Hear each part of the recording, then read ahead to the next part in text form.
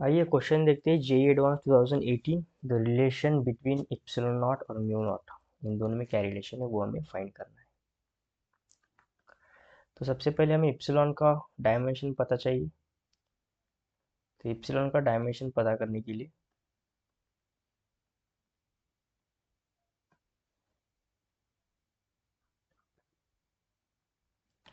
Just a second.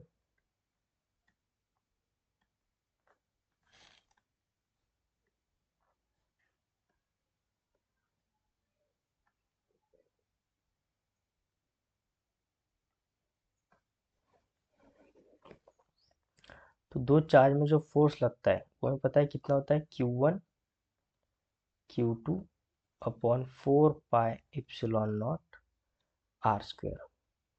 तो यहाँ से इप्सिलॉन नॉट आ जाएगा Q1 Q2 upon 4 pi F R square.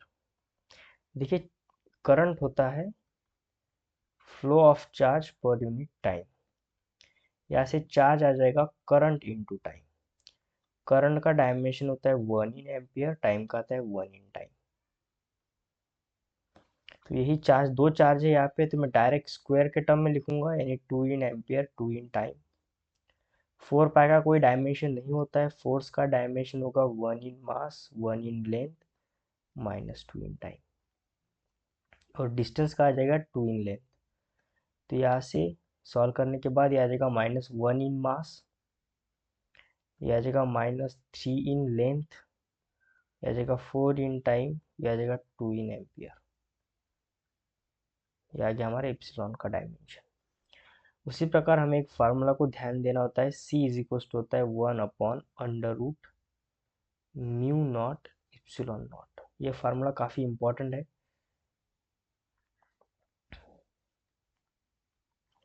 इस फार्मूला को अगर आप ध्यान में रखते हो तो आप easily epsilon not mu not का डायमेंशन निकाल सकते हो।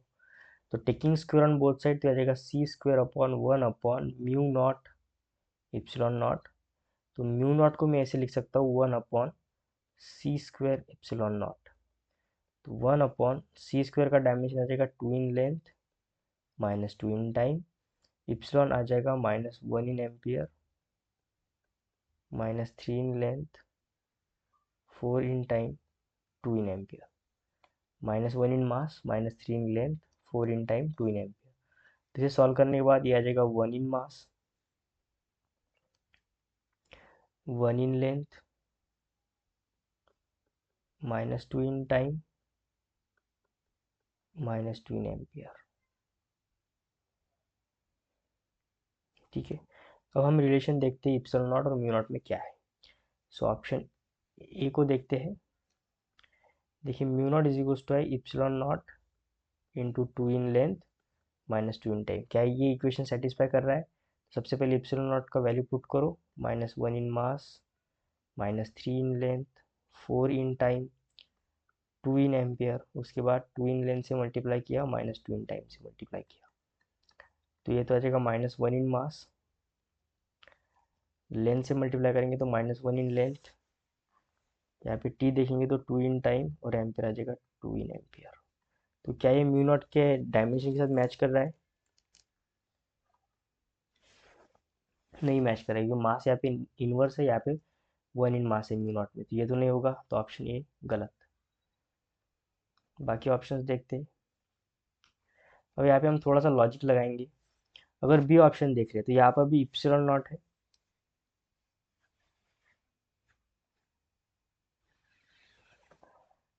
ठीक है, इप्सिलॉन नॉट ये रहा फर्स्ट नंबर। तो -1 इन मास तो करेक्ट है, -1 इन लेंथ, या फिर -3 इन लेंथ, तो ये रॉन्ग ही होगा। ठीक है, ऑप्शन ए तो रॉन्ग ही है। बी देखते हैं। म्यू नॉट को epsilon naught 2 to the power L T to the power 2 से अगर हम मल्टीप्लाई कर रहे हैं तो क्या ये आंसर आएगा? देखो इप्सिलॉन नॉट में एक टर्म है -1 इन मास। अब -1 इन मास को अगर हमें +1 इन मास करना है तो कुछ ना कुछ माइनस, मतलब m से तो मल्टीप्लाई या फिर डिवाइड तो करना ही होगा, या फिर इस इप्सिलॉन नॉट को इन्वर्स करना होगा। पर ऐसा मुझे बी ऑप्शन में नहीं दिख रहा है।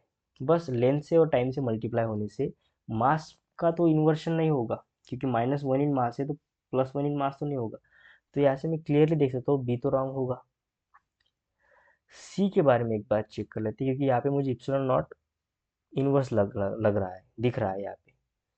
तो यहाँ पे ये म्यू नॉट आ जाएगा 1/इप्सिलॉन not 2 in length -2 in time. अब epsilon 2 in length -2 in time upon epsilon not का डायमेंशन है -1 in mass -3 in length 4 in time 2 in ampere. तो ये आ जाएगा 1 in mass 5 in length -6 in time -2 in ampere. कुछ ज़्यादा ही अलग आ गया, तो ये भी नहीं होगा, तो सी भी नहीं होगा। तो यहाँ से बस तो ए रहा है, आई मीन डी रहा है, डी ही करेक्ट होगा। फिर भी चेक कर लेते हैं। म्यू नॉट यहाँ पे आ जाएगा -2 in length 2 in time upon epsilon, क्योंकि यहाँ पे इन्वर्स इसलिए मैंने अपॉन में लिख लिया। तो -2 in length 2 in time epsilon आ जाएगा -1 in mass -3 in length 4 in time 2 in ampere. 1 in mass ऊपर जाएगा तो 1 इन मास, ये हो जाएगा 1 इन length -2 in time -2 in ampere. देखो इप्सिलॉन नॉट से मैच कर रहा है क्या, म्यू नॉट से मैच कर रहा है क्या? बिल्कुल मैच कर रहा है। म्यू नॉट का भी डायमेंशन यही है, और इस जो आंसर है वो भी डायमेंशन सेम है। तो ऑप्शन डी हमारा राइट आंसर होगा।